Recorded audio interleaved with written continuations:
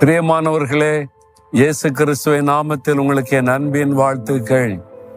இந்த புதிய மாதத்தின் முதல் நாளில் உங்களோடு பேசுவது எனக்கு அதிக சந்தோஷம்.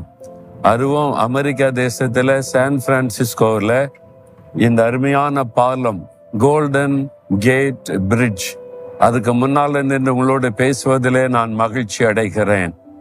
பிரியமானவர்களே, இந்த மாதத்திற்கு தேவன் என்ன வாக்குத்தத்தம் தருகிறார்? அதுதான் உடைய இருதயத்தில் ஒரு பெரிய தாகமாக இருக்கும், ஒரு வாஞ்சையாக இருக்கும், எதிர்பார்ப்பாக இருக்கும். ஆண்டவர் உங்களுடைய எதிர்பார்ப்பை அறிந்திருக்கிற தேவன், வாஞ்சைகளை அறிந்திருக்கிற தேவன். ஆண்டவர் இந்த நாளில் உங்களுக்கு ஒரு வாக்கு கொடுக்கிறார். மத்தேயு 10:31 பயப்படாதிருங்கள், நீங்கள் விசேஷித்தவர்களாயிருக்கிறீர்கள். என் பிள்ளைகளே, நீங்கள் விசேஷித்தவர்கள். என் மகனே, நீ விசேஷித்தவன். என் மகளே, நீ விசேஷித்தவள். ஆகவே நீ பயப்படாதே.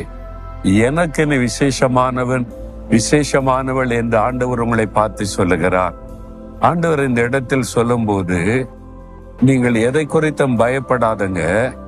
ஒரு காசுக்கு 2 அடைக்கலான் குருவிகளை விற்கிறாங்க. அது கூட பிதாவின் சித்தம் இல்லாம கீழே விழாது. தேவனுக்கு தெரியாம எதுவுமே நடக்க முடியாது. நான் குருவிகளை கூட கவனமாய் பார்க்கிற தேவன். உன் மேல அக்கறை இல்லாம இருப்பனா? உனக்காக ஜீவனையே கொடுத்திருக்கிறேனே, ரத்தத்தை சிந்தி இருக்கிறேனே.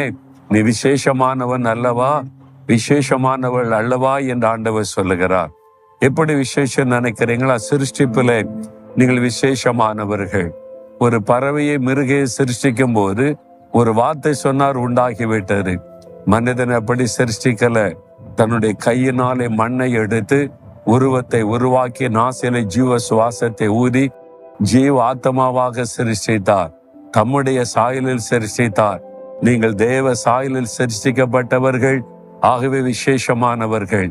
இயேசு சிலுவையில் ரத்த சிந்தி மரித்தது ஒரு மிருகத்துக்காக அல்ல, பறவைக்காக அல்ல, உங்களுக்காக தன்னை சிலுவையில பலியாய் கொடுத்தார். காரணம், விசேஷமானவர்கள். அதனால விசேஷமாய் உங்களை நேசிக்கிறார். அதனாலதான் ஆண்டவர் சொல்லுகிறார், பயப்படாதங்க. இந்த மாதத்துல காரியங்கள் வாய்க்கும், இந்த மாதத்துல அற்புதம் நடக்கும்.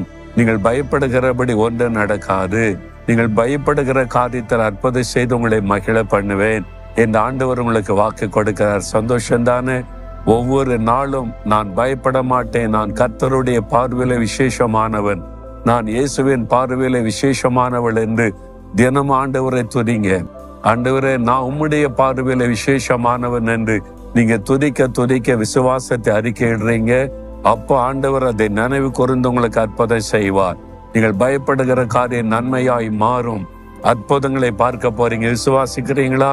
அப்ப விசுவாசத்தோட சொல்லுங்க, இயேசுவே, உம்முடைய பார்வையில நான் விசேஷமானவனாய், விசேஷமானவளாய் இருக்கிறதற்காய் சோதரம்.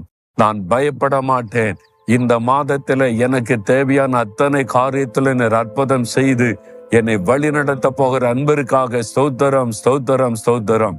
இயேசுவின் நாமத்தில் ஜெபிக்கிறேன். ஆமேன், ஆமேன்.